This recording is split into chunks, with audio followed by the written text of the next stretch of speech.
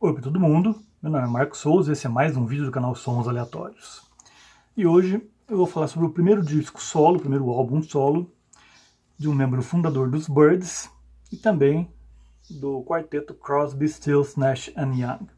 É claro que eu estou falando do David Crosby. E ele lançou seu primeiro álbum realmente solo em 1971, que é essa maravilha aqui. If I Could Only Remember My Name, o nome do álbum. E essa edição aqui, bem caprichada, ela tem o CD original e também tem um DVD que tem o disco todo original, mas em versão surround, também em versão Dolby, e mais um texto de uma entrevista com o produtor desse álbum, o Stephen Barncart. E nesse álbum aqui, o David Crosby teve ajuda aí de uma galera aí do rock californiano, pessoal do Grateful Dead, do Jefferson Airplane, da banda do Santana, apesar que o Santana ele mesmo não participou, mas alguns músicos dele sim, e do Graham Nash e do Neil Young. Só faltou o Stephen Stills para dar o Crosby, Stills, Nash Young aqui. E é um álbum aí com 9 faixas, então vou falar delas rapidamente aqui. A primeira chama-se Music is Love, e é uma faixa com harmonizações vocais simplesmente maravilhosas do David Crosby, Graham Nash e Neil Young. Tanto que é a única canção aqui que nos créditos consta como compositores os três, Graham Nash, David Crosby e Neil Young. Todas as outras são de autoria apenas do David Crosby. Então essa Music is Love já começa muito bem o disco. Já é uma música bem alto astral, uma música bem pra cima mesmo. Lembrando que esse álbum foi gravado em condições não muito felizes para o David Crosby.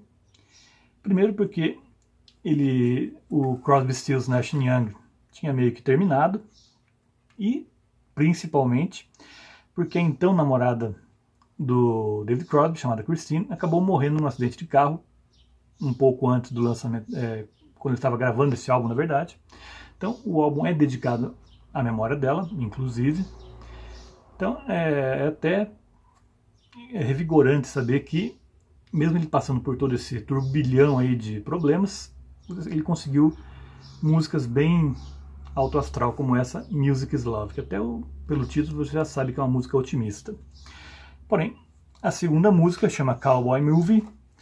Diz ele aqui nas liner notes aqui do CD, vou até pegar ela aqui, um livreto aqui, também com a foto dele aqui, a foto da capa do álbum. Ele diz que é um comentário aí sobre o final do Crosby, Stills, Nash Young. Ela é um pouco amarga, essa canção, a letra dela, mas na verdade eu acho que o principal alvo aqui não eram os três. O alvo, na verdade, para mim, era o Roger McGuinn dos Byrds. Em 68 ele saiu, em 67, 68 ele saiu dos Byrds, né? Num quebra-pau meio complicado aí com os outros integrantes, principalmente com o Roger McGuinn, que era o então líder dos Byrds. Eles estavam disputando a liderança aí no caso do conjunto, e o David Crosby acabou saindo, levando a pior.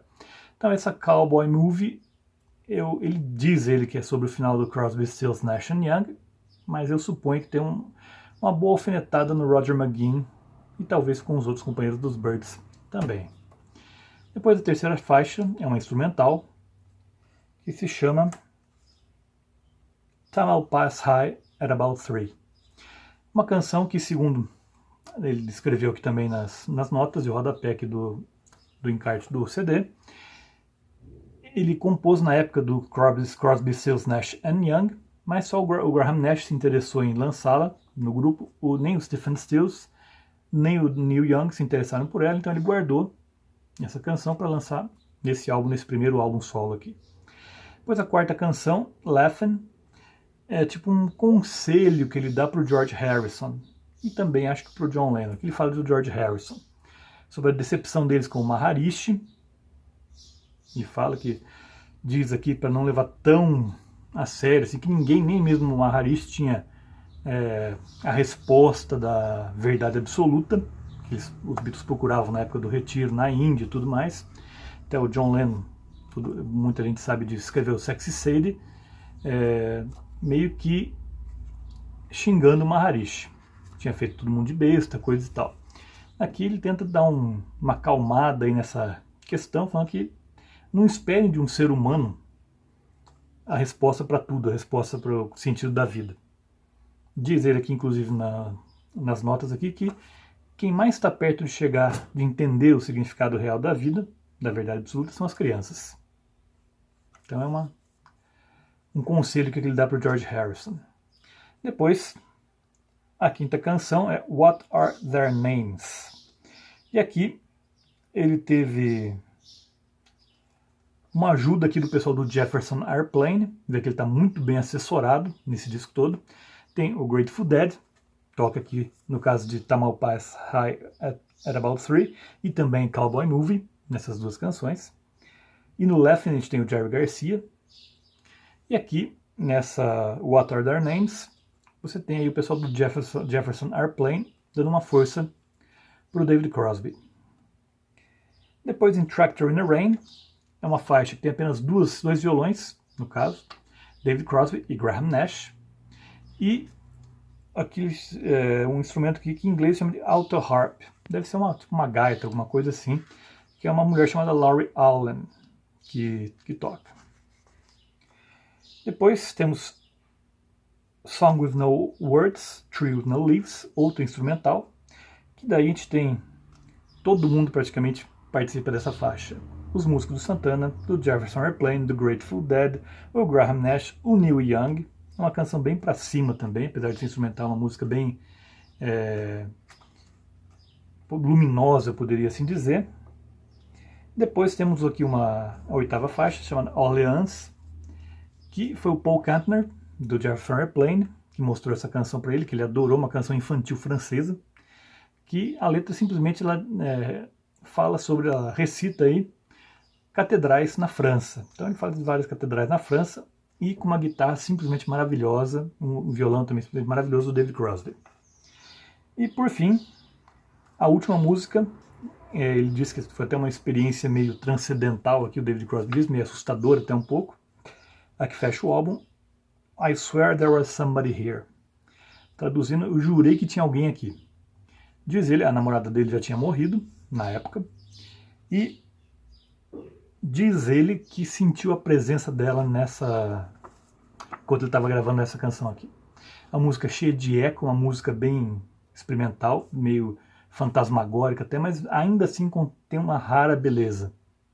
Como o David Crosby não poderia ser diferente, ele é um compositor privilegiado, compôs aí simplesmente pérolas aí dos Byrds na época do Crosby, Stills & Nash, Crosby, Stills, Nash & Young também, então não poderia esperar muita coisa diferente dele.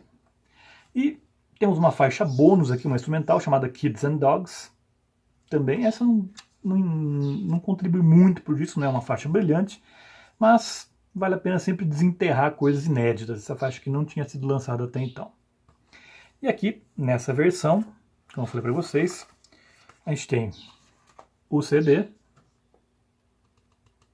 aqui, e o DVD, com duas mixagens, uma em Surround, outra em Dolby, e como eu disse, mais uma entrevista, um texto com uma entrevista com o produtor Stephen Barncard. E esqueci de mostrar para vocês aqui, só para vocês terem uma ideia de quem participa da gravação desse álbum. Só fera. Só a gente tarimbado aí como Jerry Garcia, Phil Lesh, Mickey Hart, Bill Krautzmann, todos do Grateful Dead, o Paul Kantner e a Grace Slick, do Jefferson Airplane, a Johnny Mitchell, também participa aqui com uma participação mais discreta, mas participa, Neil Young, Graham Nash, não tinha como dar errado um disco desse, né? Então, lembro a vocês que toda terça-feira tem vídeo novo aqui no canal. Por hoje eu fico por aqui. Vejo vocês na próxima terça-feira. Até lá!